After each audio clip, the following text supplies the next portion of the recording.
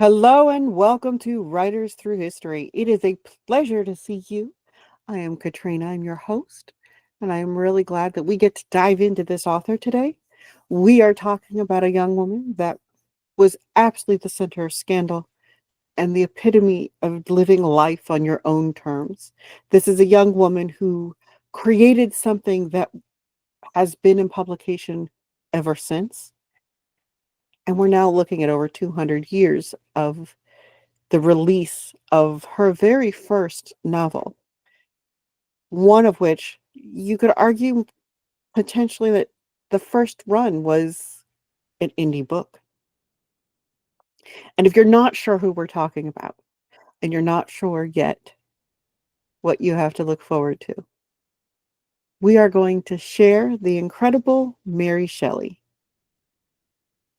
Now, just to keep things straight, as we go forward, the name Mary comes up numerous times through the course of this discussion.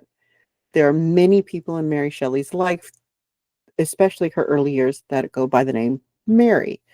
So you're going to find that I will lean, even though she was born Mary Godwin, I will lean toward calling her Mary Shelley a lot whenever the names are overlapping.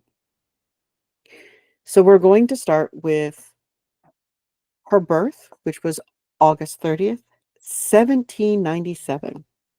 And Mary was born in London to two absolutely radical creators themselves. You could consider them revolutionary thinkers. We're dealing with Mary Wollstonecraft, who is a feminist known for a vindication of the rights of women. This scandalous, taboo subject won her a great deal of scorn in her day, and she was fine with it. The same woman went on to travel France and during the time of the Reign of Terror, which was quite a bloody time in France's history. But she also continued to grow and travel through Europe on her own. This brilliant, capable woman absolutely set the ground rules for everything she did. And it didn't matter whether it was life and earning a living or the relationships she was in. They were always on her terms. So much so that eventually her husband, William Godwin, continued to reside in his own home and she resided in hers. That allowed them to continue to have their own space and to grow independently and to continue to develop up until Mary was born on August 30th of 1797. Now, William Godwin, if you look him up, he wrote things like Political Justice and Caleb Williams. He continued to lecture wherever possible and discuss with people all of the controversial decisions that he considered or saw in the government and the aristocracy. He questioned their corruption and he challenged their decisions. And he was among a small group of radical revolutionary people in England at the time, each of them wanting to find a way to rebuild society as they knew it from the ground up. And this is the incredible foundation that paved the way for Mary Shelley, born Mary Godwin. Unfortunately, September 10th, 1797, Mary experienced the first major loss of her life at just 11 days old. Her mother passed away from fever, from pure pill fever. It was very common during the time. And so 11 days old, uh, William Godwin became a single father. And from there, he dedicated himself to raising his daughter with an intellectual understanding of the world around her.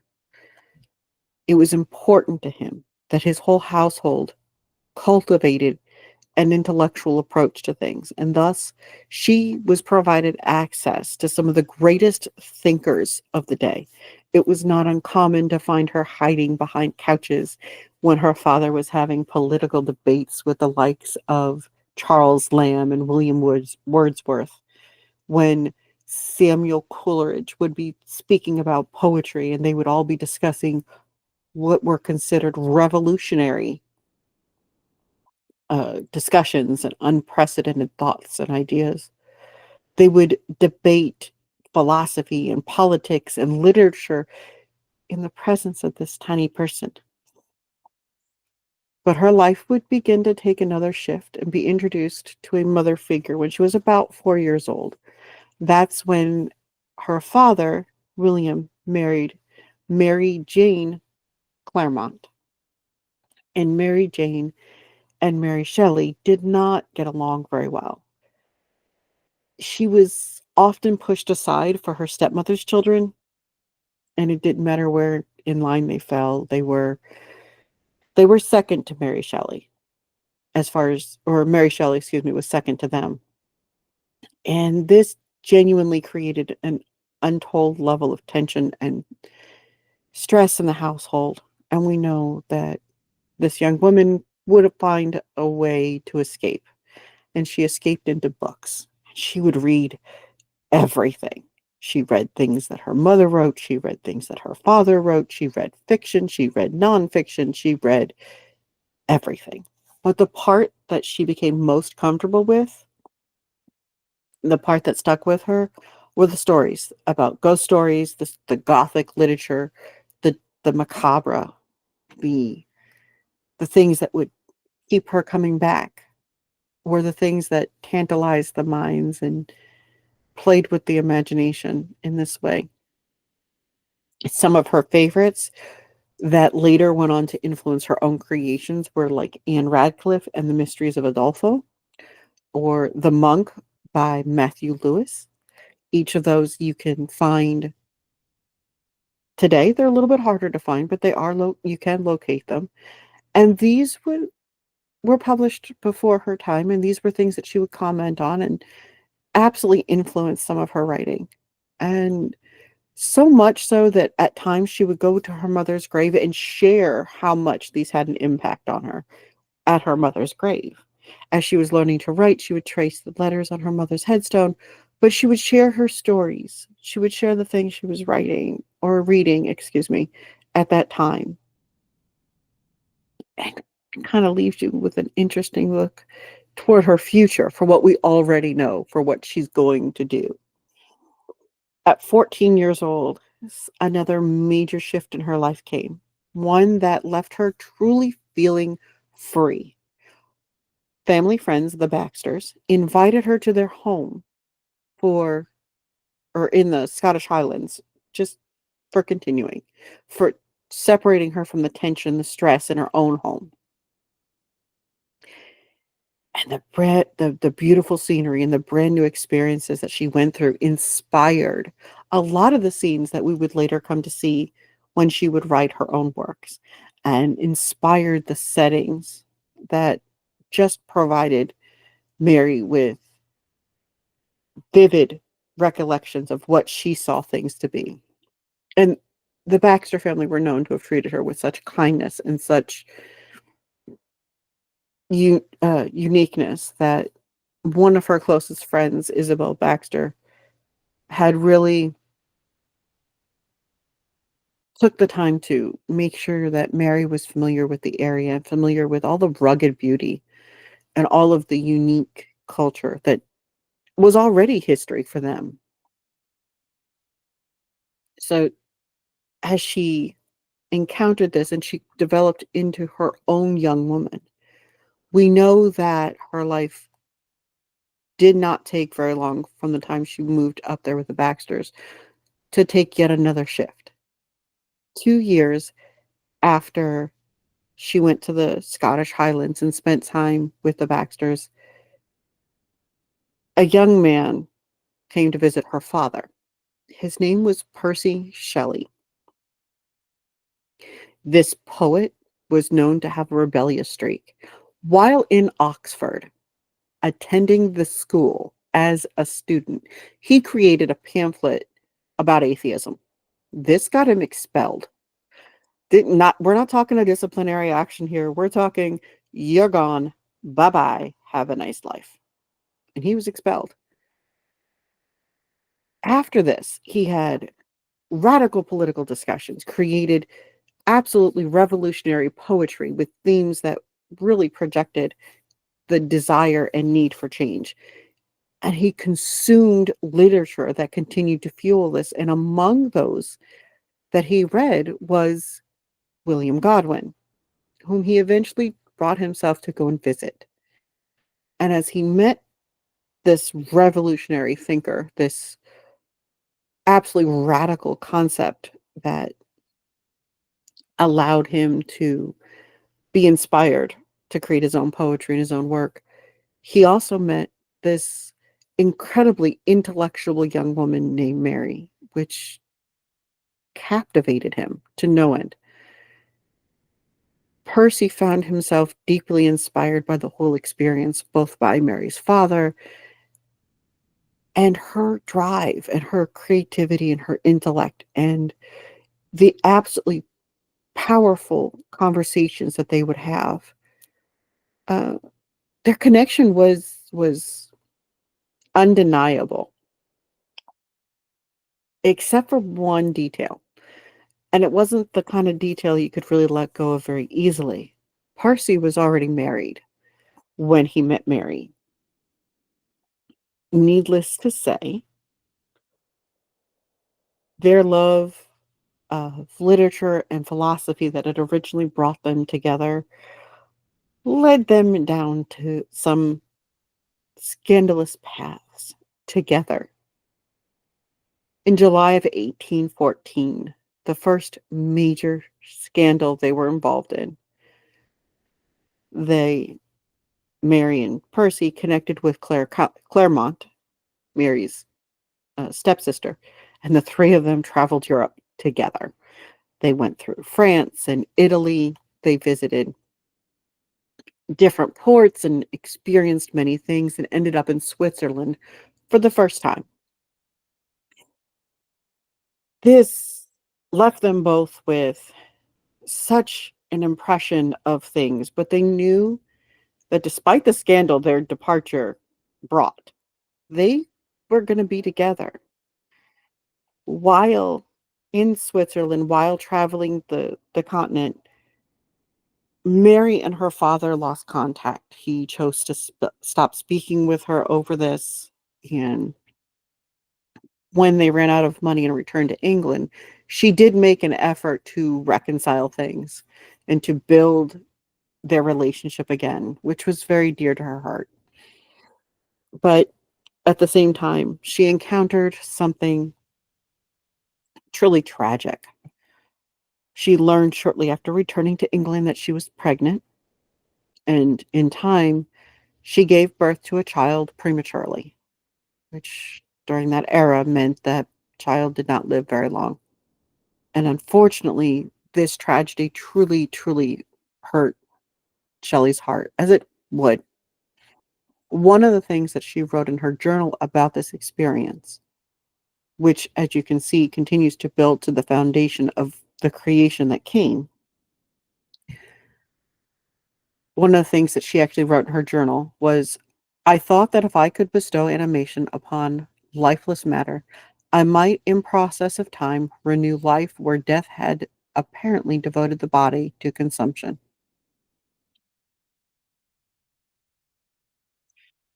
Her grief affected every area of her life, and it led to a great deal of stress. But as you can see, it also influenced some of the themes that we know her for today. In 1816, 2 years after their scandalous race across Europe together, leaving behind Percy's wife, Mary and Percy traveled to Lake Geneva in Switzerland for the second time, this time to stay with a friend, Lord Byron. For more about him, you can check out the video on Lord Byron. He For our purposes, you can keep in mind that he is absolutely a wild card. He's a very dramatic, over the top kind of a person. He is a poet that is known at this point. He is established as one of the greatest poets English England at the time had to offer. And the trio, along with a number of other friends, spent what was known as the year without summer. As another quick side quest here, the year without summer was the year following Mount Tambora in Indonesia. It erupted. It had thrown so much ash in the air that it changed the entire ecosystem around it, and it changed the way the seasonal cycles worked in Europe, making it much colder, which led it to being gloomier and made it very easy for this group of people that had come together to keep themselves entertained with ghost stories. And there were many ghost stories to share. They did this repeatedly for many days before Lord Byron offered the challenge. And the challenge was that everyone there should write a horror story. Now, Mary comments on how she struggled with this idea, how she struggled to develop an idea that fit the concept. But then in 1831, in the introduction that she wrote for Frankenstein for that year's release, what she wrote that finally inspired the creation was this. She said, I saw the pale student of unhallowed arts kneeling beside the thing that he had put together. I saw the hideous phantasm of a man stretched out, and then, on the working of some powerful engine, show some signs of life, and stir with an uneasy, half vital motion.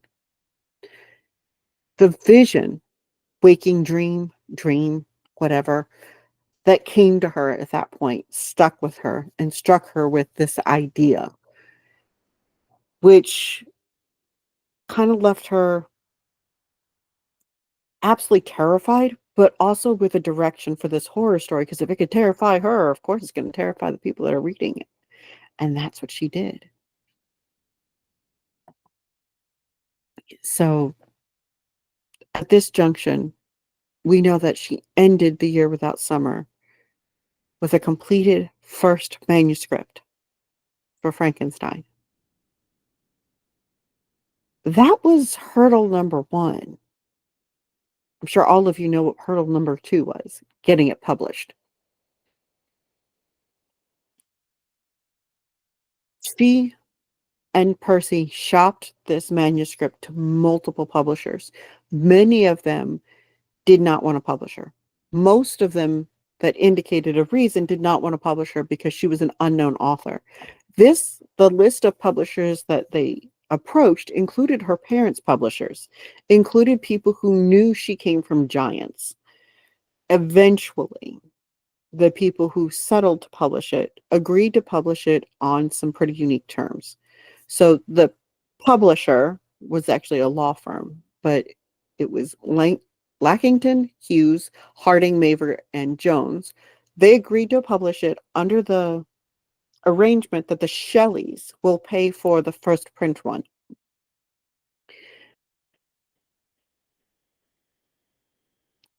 Let me repeat that. The agreement was that for the first print run, the Shelleys were going to come out of pocket for it. That makes Frankenstein one of the longest published, independently published books ever. You might call it semi-self-published because they did have the help, but they did it.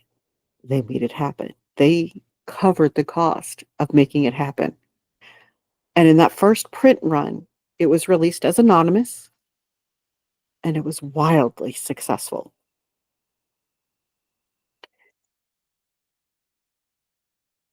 It was first published 1818, and in 1823, it was published again, giving Mary Shelley the proper credit as the author.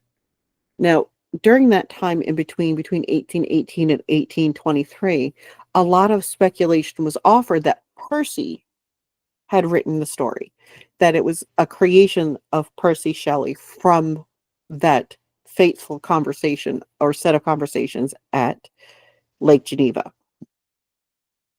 He wrote the preface to the 1818 version, which gave enough seeds for some people. Here's an established author. Here's an established preface. Why would he just write this for some random person? And then when it came out in 1823, that Mary Shelley was the author, it was kind of obvious why he wrote the preface in the first place. So, as with most great tales, it came out to mixed reviews. Excuse me. The Quarterly Review, a paper of its time, called it a tissue of horrible and disgusting absurdity. But despite the fact that many people praise the originality and the powerful themes, it was considered to be shocking because of the disturbing nature of the content. Thus, the Quarterly Review offered. But readers loved it. Even then, it was pleasing the readers first, not the critics. Critics are nice. They give us, if they like it, they'll give us the publicity. But the truth is, it's our readers.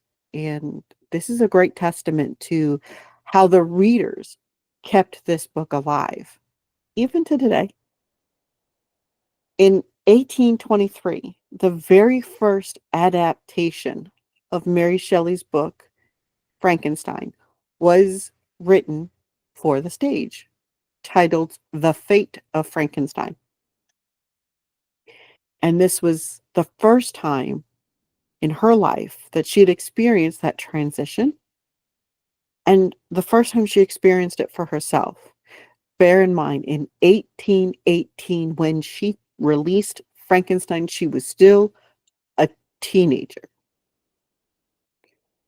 We talked today about how if you release your first book, whether it's traditional or otherwise, and it goes viral, it sells out, it sells big, you're a unicorn. You're unique. Well, here's the first one. Here is one of the first ones. The Queen of Gothic Horror published her very first book at 17, wrote it at 17, released it by the time she was 19. And look at the incredible results we have today because of it. Mary's life after the release of Frankenstein was tumultuous, which, if you look at her whole life, you can see why that might have, or how that might have been her whole from the very, very beginning. She and Percy struggled financially. It was very difficult for them to get a proper support system, proper financial positioning, predominantly because of the unconventional nature of their relationship, predominantly because Mary and Percy came together while he was married. And so they were kind of shunned, to say the least.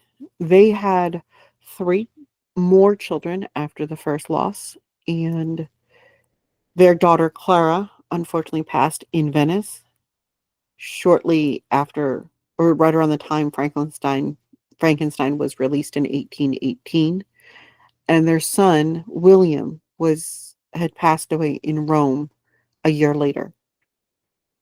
This left Percy Florence Shelley as their only surviving child who survived into adulthood. And through this period, Mary was known to continue to write. One of the books that she wrote, Matilda, really dealt with some difficult topics. One of those intensely emotional situations. She addressed themes of incest and suicide. But the novel was considered so controversial that it was never published in her lifetime. A century after her death in 1959, Matilda saw the light of day for the first time as a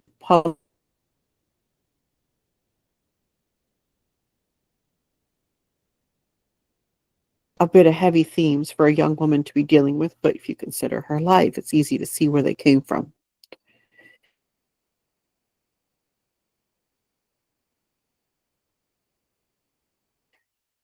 The love of Mary's life. Percy drowned while sailing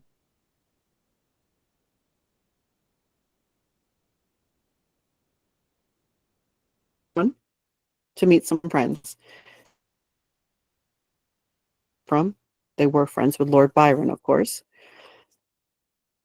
But a storm changed everything.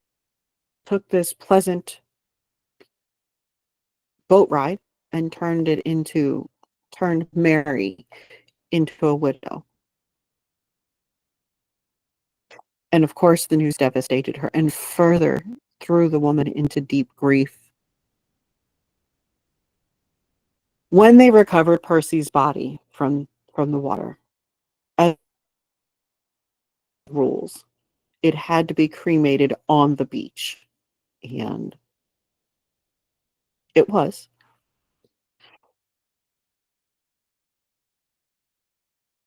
Mary and Percy's heart still whole after the cremation process. It did not burn completely. So she wrapped it in a silk shroud and paired it with a copy of Adonais, one of his poems, and put them together. And she kept them together throughout all the rest of her life. They found his heart and this poem together in the drawer of her desk when she finally passed. So this was definitely her, some would say macabre, uh, way of holding on to her husband. But she didn't end there. Beyond the loss that she experienced at 24 and being a widow at this point, she still continued to write, and she produced several more novels. The Last Man, which was dystopian, Valperga, a historical novel, and others. But her drive and passion got turned toward maintaining Percy's legacy. Ironically, until I did the research, I didn't know Percy Shelley at all. So she worked hard to maintain his legacy. She edited his work. Uh, she set aside the time to cluster all of his writing together to develop a dedicated goal of really focusing on making sure people knew his poetry, his books, his creations in such a way that he would never be forgotten,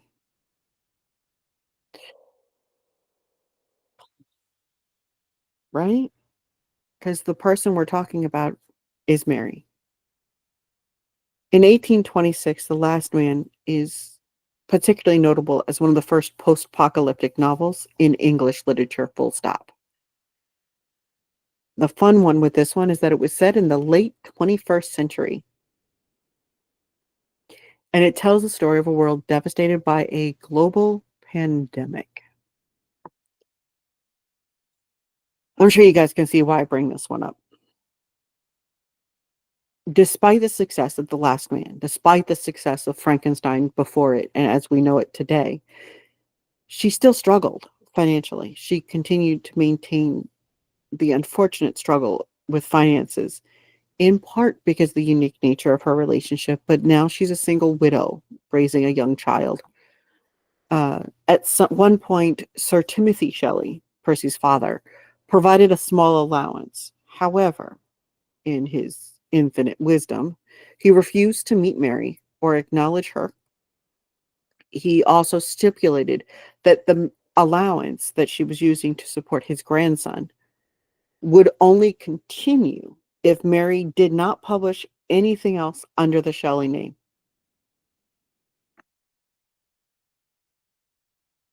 to make ends meet, Mary did continue to write. She just wasn't Mary Shelley. She wrote articles for literary magazines. She produced travel narratives. She included rambles in Germany and Italy. She experienced so much, but continued to create from those experiences, showcasing her observations and her personal growth and her development as an individual and as an intellectual woman. Despite the many challenges, though, Mary continued to be a respected literary figure. She continued to fight for women in literature. She continued to connect with truly notable intellectual women like Ada Lovelace. She cultivated a further network of female intellectuals and women writing, and this left quite a legacy for her. Unfortunately, she passed very young. Mary Shelley lived until 1851 when she was 53 years old. And throughout all of her life, she persisted in challenging societal expectations and pushing herself beyond what people thought she should, despite all the scandal around her marriage, despite all the chaos that built up around her for different reasons. She was not just the mother or queen of Gothic horror. She also has inspired countless conversations from those who studied Frankenstein in their universities. And this probably started in the early 19th century. But think about it. Frankenstein presses the questions on ethics and scientific application. It presses the point of understanding what are the consequences of ambition? What is the nature of humanity? What are the responsibilities we in humanity have to creation? It also leaves open a profound discussion on the nature of life. Today, we know that Frankenstein continues to be adapted. It continues to be put on the stage and in movies. It has been on TV. It has been adapted in so many different ways, more contemporary takes. It's just Frankenstein's monster is truly a legacy that is just embedded in the psyche of cultural consciousness throughout all of time. We will never lose the gift and the challenging themes Mary Shelley left for us in Frankenstein's monster. So that's it. Young Mary Shelley produced the very first unicorn that indies could look to and say, we can do that. She funded her first book, and it was released by a publisher properly every year after that. It continues to be in print since 1818. 1818, 200 years ago. Pretty impressive for a young woman who also went on to challenge things the way her mother did before her, to dedicate herself to the people and the memories that mattered, proving that even when things are hard, we can be single working mothers capable of unprecedented accomplishments. If you have enjoyed this dive into literary history, if you liked learning about Mary Shelley, tell me who you would like to learn about next. Just drop it in the comments. I'm looking forward to seeing that with you soon. All right, my friends, thank you so much for hanging out with me and for going on this journey. I love you, and I will see you in the next one.